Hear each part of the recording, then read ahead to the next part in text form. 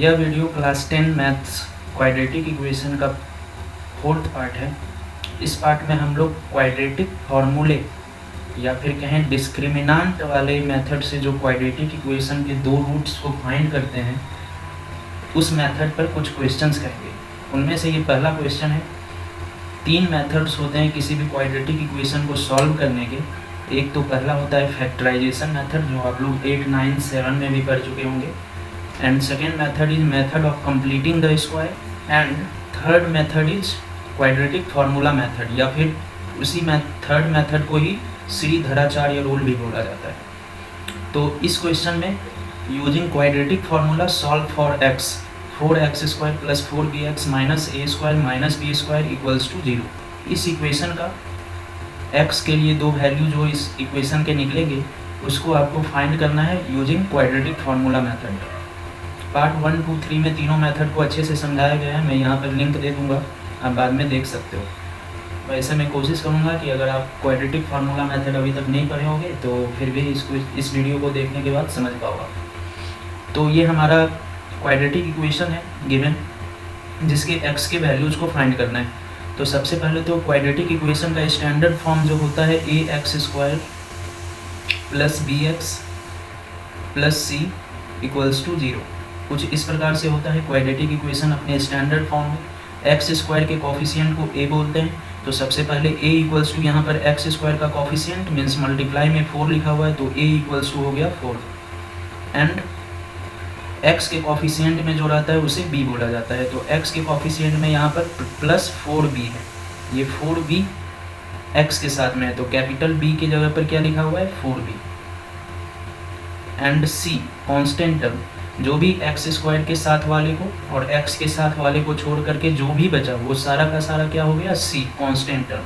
तो यहाँ पर माइनस इंटू a² - b² ये कांस्टेंट टर्म हो गया। तो c = -a² - b²। अब इतना कर लेने के बाद ये हम लोगों ने a, b एंड c इन तीनों का इस क्वाड्रेटिक इक्वेशन को देख करके वैल्यू फाइंड कर लिया। तो क्वाड्रेटिक फार्मूला मेथड से सॉल्व करने के लिए हमको सबसे पहले डिस्क्रिमिनांट निकालना पड़ता है। डिस्क्रिमिनांट मीन्स कैपिटल D, और कैपिटल D का फार्मूला क्या होता है b² - 4ac। डिस्क्रिमिनांट निकालने का फार्मूला b² - 4ac होता है। b² मीन्स b का ये जो वैल्यू आया हुआ है -4 × a × c, ये करना है। ठीक है, तो पहले तो माइनस यहाँ पर मल्टीप्लाई है इसके आगे, तो इसको पहले मैं यहीं पर सॉल्व कर लेता हूँ। -a² मीन्स -a² और माइनस इंटू -b² मल्टीप्लाई होकर के +b² हो जाएगा। तो -a² + b² हम लोग c के जगह पर लिखेंगे। तो कैपिटल D = b² - 4ac, तो b² मीन्स 4b का स्क्वायर, 4b का स्क्वायर -4 मल्टीप्लाई a के जगह पर 4 लिखा हुआ है, तो 4 मल्टीप्लाई c के जगह पर -a² + b², ये लिखना है। अब इन तीनों को मल्टीप्लाई करेंगे -4ac वाले को और 4b का स्क्वायर को। तो 4b का स्क्वायर करने से 4 का स्क्वायर तो 16 एंड b का स्क्वायर b² लिख सकते हैं। -4 4 जा 16, तो -16 × -a² + b²। अभी -16 से ये ब्रैकेट के अंदर जो लिखा हुआ है वो मल्टीप्लाई होगा, तो 16b² तो पहला टर्म ये जो लिखा हुआ है उसे लिख लेते हैं। फिर -16 × -a² क्या हो जाएगा +16a² minus into minus plus और 16 into a² 16a²। Minus into ये +b² means minus into plus तो साइन माइनस और 16b²। अब आप यहाँ पर देख पा रहे होगे कि 16b² एक बार प्लस में आया हुआ है और एक बार यहाँ पर -16b² आ गया है। तो इसीलिए हम यहाँ पर 16b² प्लस वाले को और माइनस वाले को दोनों को कैंसिल कर सकते हैं। तो क्या बचा रह गया d = 16a², 16a² सिर्फ बचा। तो डिस्क्रिमिनांट हमारा 16a² निकल गया है। तो डिस्क्रिमिनांट निकल जाने के बाद हमें तो x का वैल्यू फाइंड करना है, d ही तो फाइंड नहीं करना था, हमें x सॉल्व फॉर x करना था। तो d = 16a² जो आया है उसके रूट को निकाल लेंगे। 16a² इसके रूट को मीन्स √d = √16a²। ये √d इसीलिए मैं यहीं पर फाइंड कर ले रहा हूँ बिकॉज आगे फॉर्मूले के अंदर एक्स निकालने का जो फॉर्मूला है उसमें रूट डी का एक टर्म आया हुआ होता है, तो वहाँ पर डायरेक्ट हम रूट डी का वैल्यू यहाँ से जो आएगा उसे हम पुट कर देंगे। तो स्क्वायर रूट ऑफ इस 16a स्क्वायर को 4a मल्टीप्लाई 4a लिख सकते हैं, 4 4 जा 16, a जा a स्क्वायर। तो रूट डी इक्वल्स टू क्या आ गया, square root of 4a into 4a। Square root के अंदर कोई दो सेम नंबर मल्टीप्लाई में रहता है तो उसे हम स्क्वायर रूट के बाहर सिंगल निकाल सकते हैं, तो 4a। Square root of D equals to square root of 4a। तो स्क्वायर रूट ऑफ डी का वैल्यू हमने फाइंड कर लिया। अब नेक्स्ट पेज में x का वैल्यू हमें जो फाइंड करना है उसके लिए जो फॉर्मूला होता है वो लिख लेता हूँ। x के दो वैल्यू जाएंगे, एक तो x equals to minus B plus root D upon 2a करके, और एक x का वैल्यू माइनस बी प्लस की जगह पर minus root D upon 2a, minus B minus root D upon 2a, यहाँ कैपिटल ए ले लेते हैं, ठीक है। इन दोनों में डिफरेंस क्या है, x के दो अलग वैल्यू निकलेंगे, डिफरेंस क्या है, यहाँ पर माइनस है और यहाँ पर प्लस है। तो अब माइनस बी का वैल्यू क्या दिया हुआ है 4b, तो माइनस बी के जगह पर माइनस 4b लिखेंगे। b का वैल्यू माइनस 4b है, b का वैल्यू 4b है, तो माइनस बी के जगह पर माइनस और b के जगह पर 4b लिखेंगे, प्लस रूट डी क्या आ गया था 4a रूट डी का वैल्यू।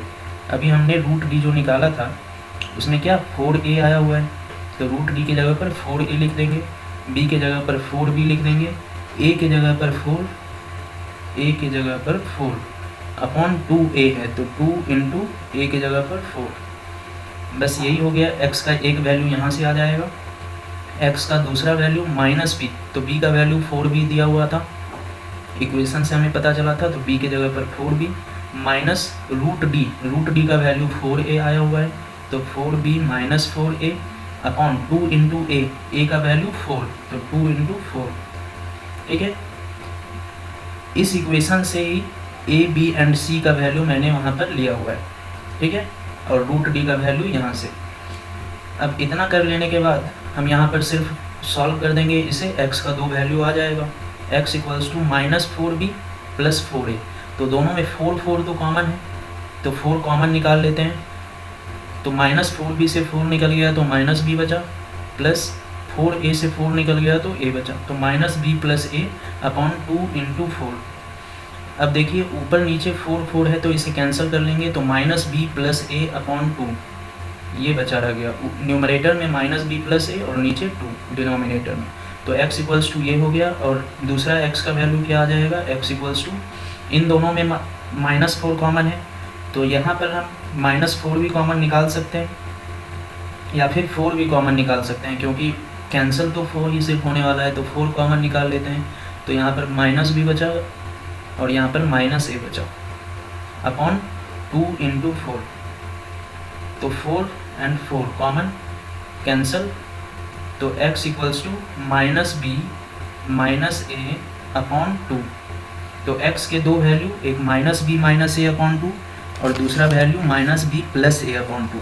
तो यहाँ से इसे और आप सिंप्लीफाई कर सकते हैं, x इक्वल्स टू 1 अपॉन 2 का मतलब 1 अपॉन 2 मल्टीप्लाई में भी लिख सकते हैं, और a के आगे प्लस है तो a पहले लिख देते हैं, और माइनस b के आगे माइनस है तो माइनस b बाद में, तो ये दोनों सेम ही चीज़ है। तो x का एक value 1 upon 2 a minus b, और इस वाले को भी सिंप्लीफाई करेंगे तो x इक्वल्स टू, दोनों में माइनस माइनस कॉमन निकाल सकते हैं, तो माइनस और 1 अपॉन 2 डिवाइड में इसलिए 1 अपॉन 2, तो दोनों जगह से माइनस निकल गया है कॉमन, तो हम यहाँ पर दोनों जगह पर प्लस लिख सकते हैं, तो a प्लस b, दोनों a एंड b दोनों के आगे प्लस बचा होगा जब माइनस मैंने कॉमन ही निकाल लिया। तो x का एक value 1 upon 2 a plus b, sorry minus 1 upon 2 a plus B, and x का दूसरा value 1 upon 2 a minus B. ये दोनों दिए हुए जो इस क्वेश्चन के जो दो रूट्स होंगे x के, यही दोनों होंगे जो मैंने यहाँ पर अभी निकाला है। एक तो है 1 upon 2 a minus B, and दूसरा वैल्यू है minus 1 upon 2 a plus B. यही दोनों रूट्स इस दिए हुए गिवन क्वाड्रेटिक इक्वेशन के हो जाएंगे। आई होप ये आप लोगों को समझ आ गया होगा। अब मैं आगे इस वीडियो को बनाने का जो मुख्य उद्देश्य था ये था ये समझाना, nature of roots of quadratic equation. Nature of roots कैसे कैसे होंगे किसी भी क्वाड्रेटिक इक्वेशन के, ये हम लोग कैसे पता करते हैं। तो देखिए, जब ऐसा कोई भी क्वाड्रेटिक इक्वेशन लिखा हुआ रहता है ax² + bx + c = 0, तो इसके d को हम लोग डिस्क्रिमिनांट को पहले निकालते हैं, डिस्क्रिमिनांट b² - 4ac। तो ये कर लेने के बाद, ये अप्लाई कर लेने के बाद d का वैल्यू क्या हो सकता है, d = 0 हो सकता है, d = पॉजिटिव हो सकता है, कोई भी पॉजिटिव नंबर आ सकता है, या फिर d = नेगेटिव नंबर आ सकता है। इन्हीं तीनों में कुछ भी आएगा।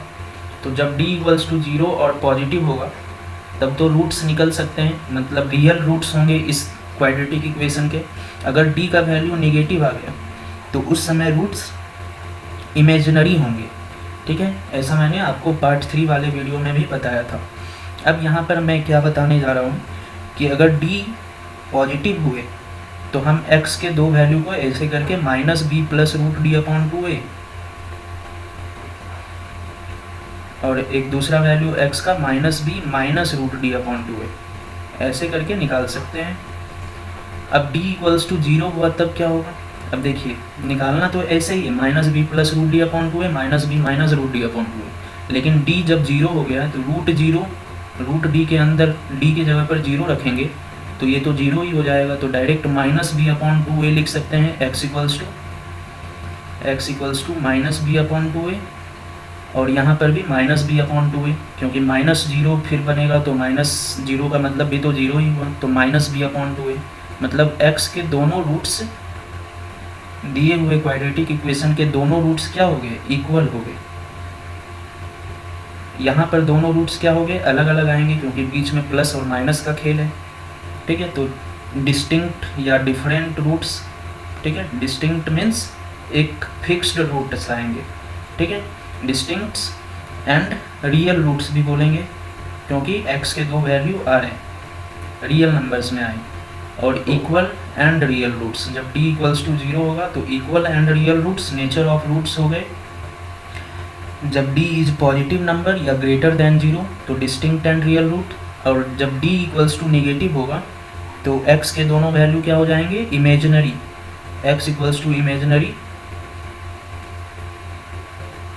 आप आगे 11th में कॉम्प्लेक्स नंबर पर होगे तो वहाँ पर इमेजिनरी नंबर पर आया जाएगा। यहाँ पर ये 10 का सब्जेक्ट नहीं है, इसलिए x = imaginary roots means no real roots. यहाँ पर हम लोग सिर्फ रियल रूट्स को फाइंड करने के लिए जानेंगे क्लास 10th में, तो इसके रियल रूट्स नहीं होंगे जब d नेगेटिव होगा, तो इसीलिए हम इसके x के वैल्यू को फाइंड नहीं कर सकते हैं अभी तक के जो लेवल में होगा, ठीक है। तो जब d पॉजिटिव हुआ तो ठीक, d 0 हुआ तो ठीक, x का वैल्यू निकाल लेंगे, और जब d नेगेटिव हो गया तो उस समय x का वैल्यू नहीं निकालेंगे और बोल देंगे it has no real roots. अब हम लोग इसी पर बेस्ड कुछ क्वेश्चन ले लेते हैं, नेचर ऑफ रूट्स से ही रिलेटेड। तो क्वेश्चन है, for what value of k का किस वैल्यू के लिए रूट्स ऑफ क्वाड्रेटिक इक्वेशन, कौन सा क्वाड्रेटिक इक्वेशन, ये वाला, ये जो क्वाड्रेटिक इक्वेशन दिया हुआ है इसके रूट्स रियल एंड इक्वल होंगे। मीन्स ये क्वाड्रेटिक इक्वेशन है, आपको तो ऐसा देखने से लग नहीं रहा होगा, लेकिन ये क्वाड्रेटिक इक्वेशन है क्योंकि मल्टीप्लाई x - 2√5 kx के साथ है, तो दोनों मल्टीप्लाई करेंगे तो kx² आ जाएगा, इसलिए ये क्वाड्रेटिक इक्वेशन तो है। तो क्वाड्रेटिक इक्वेशन होगा तो दोनों रूट्स उसके क्या होंगे, फाइंड किए जा सकते हैं। और बता दिया गया है कि इसके दोनों रूट्स रियल एंड इक्वल हैं, तो k के जगह पर क्या वैल्यू रखेंगे कि हमारे दोनों रूट्स रियल एंड इक्वल इस इक्वेशन के लिए आ जाएंगे, ठीक है। तो सबसे पहले तो इसे क्वाड्रेटिक इक्वेशन बना लेते हैं, तभी हम लोग डिसाइड कर पाएंगे कि इसके दो रूट्स रियल एंड इक्वल होंगे। तो d = 0 हो जाएगा, ये तो अभी आप लोगों ने पढ़ा है। तो पहले तो kx × x मीन्स kx², फिर kx × -2√5 मीन्स -2√5kx + 10 = 0। बस मैंने एक बार kx को x से मल्टीप्लाई किया, फिर kx को -2√5 से मल्टीप्लाई किया और ये लिख दिया। अब इसके बाद आपको ये दिख गया होगा कि x² का कॉफिशिएंट k है, मीन्स a = k, क्योंकि ax² + bx + c = 0 होता है क्वाड्रेटिक इक्वेशन का स्टैंडर्ड फॉर्म। तो x² को कॉफिशिएंट को a बोलते हैं, तो a = k, x के कॉफिशिएंट को b बोलते हैं, तो b इक्वल्स टू क्या हो गया -2√5k, -2√5k b का value, and c x square और x के अलावा जो भी टर्म बचे दैट इज कॉल्ड c, तो c इक्वल्स टू 10। ये तीनों a, b एंड c का वैल्यू हम लोगों ने फाइंड कर लिया। अब बोला गया है कि इसके दोनों रूट्स रियल एंड इक्वल होंगे। रियल एंड इक्वल का मतलब क्या, डिस्क्रिमिनांट 0 के इक्वल होगा, ऐसा आपको बता दिया गया है। तो फाइंड करना है k का वैल्यू क्या होना चाहिए, ठीक है।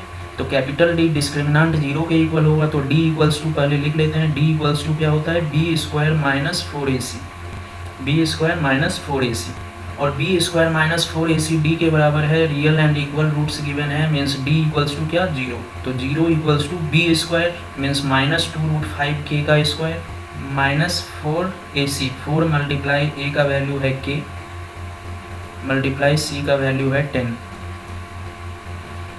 तो 0 इक्वल्स टू -2√5k का स्क्वायर, तो k स्क्वायर हो जाएगा -2√5 का स्क्वायर -2√5 इंटू -2√5, तो 2 -2 +4 हो गया, और √5 इंटू √5 5 हो गया, तो 4 इंटू 5 20, तो 20k स्क्वायर माइनस 4 10 जब 40 एंड k, तो -40k, 20k square minus 40k। ये आ गया हमारे पास एक k का रिलेशन या k का क्वाड्रेटिक इक्वेशन, ये बोल सकते हो। तो यहाँ से अब अगर हमें k के दो वैल्यू निकलेंगे, क्योंकि k में क्वाड्रेटिक इक्वेशन ये आ गया है 20k square minus 40k equals to 0, तो ये भी तो एक क्वाड्रेटिक इक्वेशन है। तो k के दो वैल्यू हो सकते हैं, जिसके लिए ये इक्वेशन का रूट्स रियल एंड इक्वल होगा, ठीक है। तो कैसे दोनों रूट्स को फाइंड, कैसे k के दोनों वैल्यू को फाइंड करना है, इन दोनों में 20k स्क्वायर है और यहाँ 40k है, तो 20k तो यहाँ भी कॉमन है, ठीक है, 20k दोनों में है, 20k ले लेंगे कॉमन, तो यहाँ पर क्या बचा, k बचा सिर्फ 20k into k 20k square, और यहाँ -40k में अगर 20k कॉमन निकाल लेते हैं तो -2 बचा, 20k इंटू -2 करने से -40k हो जाएगा इक्वल्स टू 0। अब 20k इक्वल्स टू 0 या फिर k -2 इक्वल्स टू 0, देखिए यहाँ पर दो फैक्टर्स मल्टीप्लाई के फॉर्म में और इक्वल्स टू 0 दिया हुआ है या फिर आया हुआ है। तो इसका मतलब क्या है कि इन दोनों में या तो इसको 20k इक्वल्स टू 0 होना चाहिए या k -2 इक्वल्स टू 0 होना चाहिए, या फिर दोनों इक्वल्स टू 0 होगा, तभी इन दोनों को मल्टीप्लाई करके 0 आ रहा है, ठीक है। तो यहाँ से k के दो वैल्यू आ जाएंगे, it means either 20k equals to 0 और k -2 equals to 0। 20k equals to 0 हुआ तो k इक्वल्स टू 0/20, और 0/20 का मतलब भी 0 ही है, तो k इक्वल्स टू क्या हो गया 0, और में k -2 इक्वल्स टू 0 हुआ तो क्या हो जाएगा k इक्वल्स टू +2। तो k के किस वैल्यू के लिए इस क्वाड्रेटिक इक्वेशन के दोनों रूट्स रियल एंड इक्वल होंगे, तो k इक्वल्स टू 0 और k इक्वल्स टू 2 यहाँ पर k के जगह पर रख देने पर, या फिर अगर आप 0 k के जगह पर रखोगे तब भी इस इक्वेशन के दोनों रूट्स रियल एंड इक्वल आएंगे, मीन्स d 0 के इक्वल हो जाएगा, okay. And k equals to 2 भी रखोगे यहाँ पर आप, तो फिर आप अगर डिस्क्रिमिनांट निकालते हो इस इक्वेशन का, तो दोनों रूट्स रियल एंड इक्वल आएंगे, या फिर कहें तो d इक्वल्स टू 0 हो जाएगा, मीन्स ये इक्वल्स टू 0 हो जाएगा, रियल एंड इक्वल का मतलब। तो इस क्वेश्चन में इतना ही समझना था। अब हम लोग नेक्स्ट क्वेश्चन पर चलते हैं। तो अब ये नेक्स्ट क्वेश्चन है, find the values of p for which the quadratic equation p + 1 into X square minus 6p + 1 into X plus 3p + 9 equals to 0, p is not equals to -1 has equal roots. ये चीज़ जो given है इसका कोई मतलब नहीं है, ये सिर्फ आपको ये बता दिया गया है कि ये आंसर अगर आपका आया तो आपका आंसर गलत है p का, ठीक है। Hence find the roots of the equation, और फिर उस पहले तो p का वैल्यू भी फाइंड करना है, p का वो वैल्यू फाइंड करना है जिससे इस इक्वेशन के इक्वल रूट्स आएँ। इक्वल रूट्स आएंगे तो रियल रूट्स भी होंगे, मीन्स d इक्वल्स टू क्या हो जाएगा 0, ठीक है। इक्वल एंड रियल रूट्स के लिए डिस्क्रिमिनांट का वैल्यू किसी भी इक्वेशन के लिए क्या होना चाहिए 0 होना चाहिए, और उसके बाद फिर जब d का वैल्यू 0 हो जाएगा तो फिर roots of equation -b/2a -b/2a होता है। तो पहले तो इस इक्वेशन को सॉल्व करके हम लोग डी का वैल्यू फाइंड कर लेंगे, जो कि डी का वैल्यू 0 गिवन है, ठीक है, बिकॉज इक्वल रूट्स गिवन है इस इक्वेशन के। तो सबसे पहले capital D equals to B square minus 4ac, B square minus 4ac, और डी का वैल्यू 0 है तो 0 इक्वल्स टू बी स्क्वायर। यहाँ पर x के साथ में जो कॉफिशिएंट है -6p + 1, ये हमारा b हो गया। तो -6 × p + 1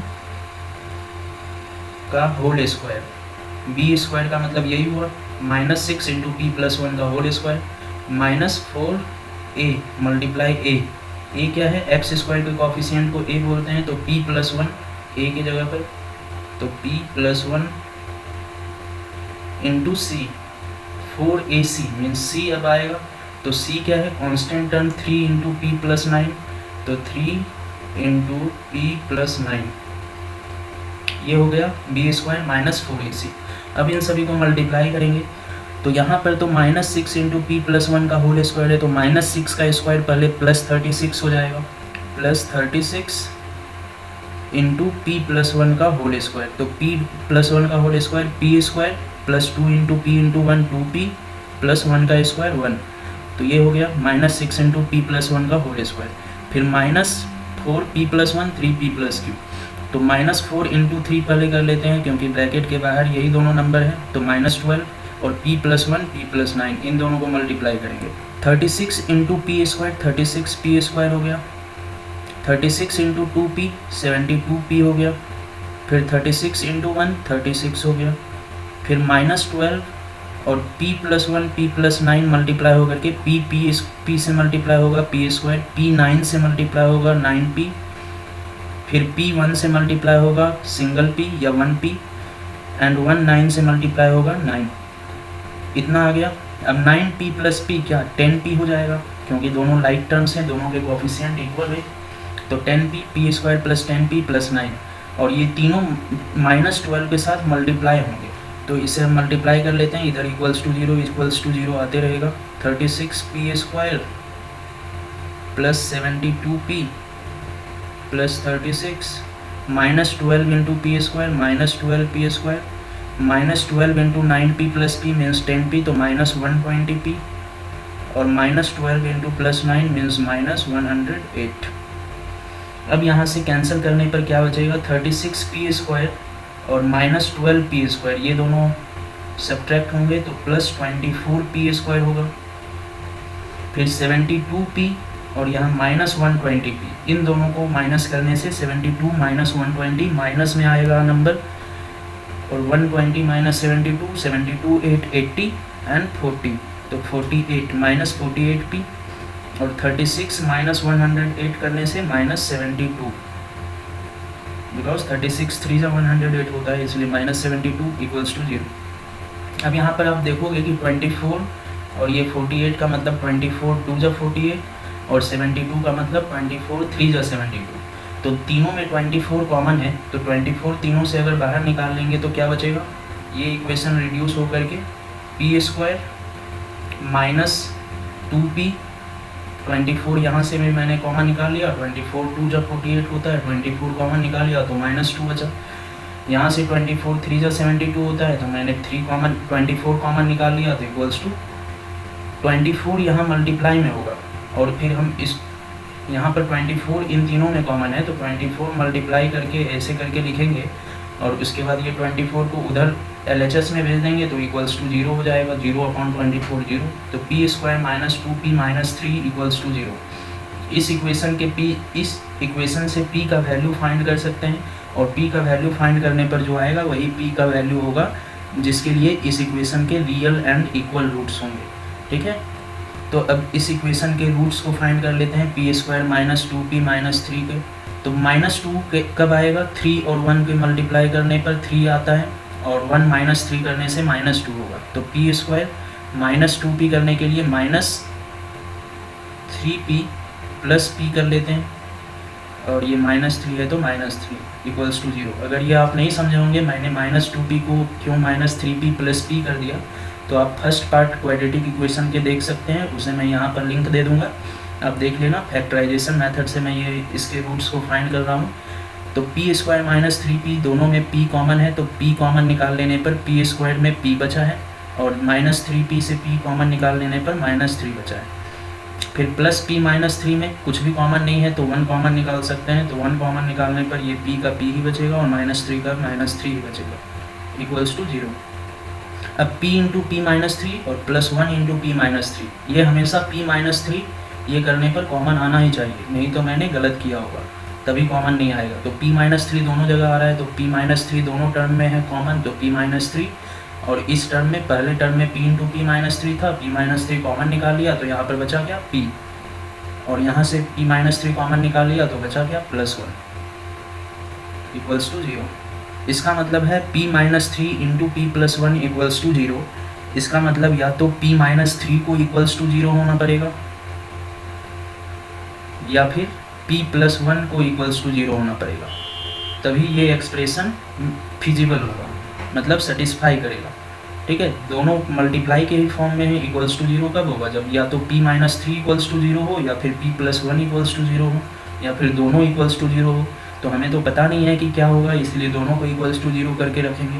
तो p माइनस 3 इक्वल्स टू 0 हुआ तो p equals to +3, and p plus 1 equals to 0 हुआ तो p इक्वल्स टू -1। तो p के दो वैल्यूज आ गए जिसके लिए गिवन क्वाड्रेटिक इक्वेशन के इक्वल रूट्स होंगे। तो p इक्वल्स टू क्या आ गया 3 एंड -1, ये दोनों वैल्यू p के होंगे, इस इक्वेशन में पुट करेंगे तो इसका इक्वल रूट निकलेगा दोनों। ठीक है, तो अब हमें hence find the roots of equation, means दोनों रूट x के दो वैल्यू भी फाइंड करने। तो चलिए मैं अभी इस इक्वेशन को नेक्स्ट पेज पर लिख लेता हूँ। तो इस इक्वेशन का p का वैल्यू 3 एंड -1 आ चुका, p का वैल्यू 3 एंड -1 आ चुका है। अब इस इक्वेशन में p के जगह पर 3 एक बार पुट कर देंगे और एक बार -1, और उसके बाद दो अलग अलग इक्वेशन हमको देखने को मिलेगा। फिर उसके दोनों अलग अलग इक्वेशन के रूट्स को फाइंड करेंगे, मीन्स x के वैल्यू को फाइंड करेंगे। तो p इक्वल्स टू अगर 3 पुट करते हैं और p equals to 3, p plus 1 means 3 + 1 4x² -6 into 3 + 1 तो -6 इंटू 4 हो गया, तो -24 डायरेक्ट कर लेते हैं यहाँ, -24x plus 3 into P plus 9 तो 3 + 9 12, 3 इंटू 12 36 इक्वल्स टू 0। एक इक्वेशन p इक्वल्स टू 3 के लिए यहाँ आ गया, और एक दूसरा इक्वेशन p इक्वल्स टू -1 के लिए लिख लेते हैं। -1 रखेंगे तो -1 + 1 0, देखिए इसीलिए -1 + 1 0, 0 इंटू x², फिर -6 इंटू -1 + 1 0 तो -0x, फिर +3 into P plus 9 means 3 into -1 + 9 तो +24 इक्वल्स टू 0। तो इसीलिए यहाँ पर बताया गया था p is not equals to -1, क्योंकि ये तो क्वाड्रेटिक इक्वेशन है ही नहीं, क्योंकि इसमें x² के टर्म में के कोफिशिएंट के साथ 0 मल्टीप्लाई हो गया है, इसलिए p इक्वल्स टू -1 के लिए ये इक्वेशन को सॉल्व नहीं करना है। p is not equals to -1 दिया हुआ होने का मतलब यही है। ठीक है, तो हम सिर्फ p इक्वल्स टू 3 इसका आंसर लिखेंगे। ठीक है, और उसके लिए रूट्स ऑफ इक्वेशन को फाइंड करेंगे। तो ये हमारे पास रूट्स हो गए। अब आपको पता है, अब रूट फाइंड करने के लिए फिर से d वगैरह फाइंड नहीं करना है, या फिर कर भी सकते हैं। देखिए d फाइंड करेंगे पहले तो d 0 ही आएगा, क्यों? क्योंकि p इक्वल्स टू 3 कब निकला है, जब इक्वल रूट्स मैंने सपोज करके बनाया था तब। जब यहाँ पर मैंने equal roots d equals to 0 करके बनाया है तभी क्या आया है, p equals to 3 and p equals to -1। तो 3 मैं यहाँ पर अगर पुट कर रहा हूँ p के जगह पर, तो d इक्वल्स टू फिर तब भी क्या आएगा, 0 ही आएगा। ठीक है, इसीलिए d को फाइंड करने का ज़रूरत नहीं है, डायरेक्ट हम लोग जानते हैं, नेचर ऑफ रूट्स वाले स्लाइड में हम लोगों ने पढ़ा है कि जब d इक्वल्स टू 0 होगा तब क्या होगा, x इक्वल्स टू दोनों वैल्यू सेम आएंगे, -b/2a -b/2a। इसमें कहीं भी d का टर्म नहीं है, इसलिए यहाँ पर d फाइंड करने का ज़रूरत नहीं है, डायरेक्ट -b/2a, ये दोनों x का वैल्यू हो जाएगा। तो यहाँ से x का value x equals to -b/2a और -b/2a क्योंकि जब d इक्वल्स टू 0 होता है तो रियल एंड इक्वल रूट्स होते हैं, दोनों रूट्स इक्वल होंगे, ये हम लोग जानते हैं। तो माइनस बी अपॉन 2a कैसे पुट करें, यहाँ पर देखिए ax² plus bx plus c equals to 0, ये हमारा क्वाड्रेटिक इक्वेशन का स्टैंडर्ड फॉर्म होता है। तो x² के कोफिशिएंट में जो 4 लिखा हुआ है वो a है, तो x इक्वल्स टू और x के साथ में जो b लिखा हुआ है वो यहाँ पर -24 है, तो minus B means minus into -24, b की जगह पर -24 अपॉन 2a मीन्स 2 मल्टीप्लाई 4, और यही दूसरा रूट भी होगा, इक्वल रूट होगा। तो माइनस बी अपॉन 2a फिर से माइनस इंटू -24 अपॉन 2 इंटू 4, तो minus into -24 means plus 24 upon 2 into 4 8, यहाँ पर भी 24 अपॉन 2 इंटू 4 8 3 × 24, 8 3 × 24। तो x के दो रूट्स क्या आ जाएंगे, 3 और 3, x इक्वल्स टू 3 और 3, दोनों रूट्स ऑफ इक्वेशन इक्वल, ठीक है।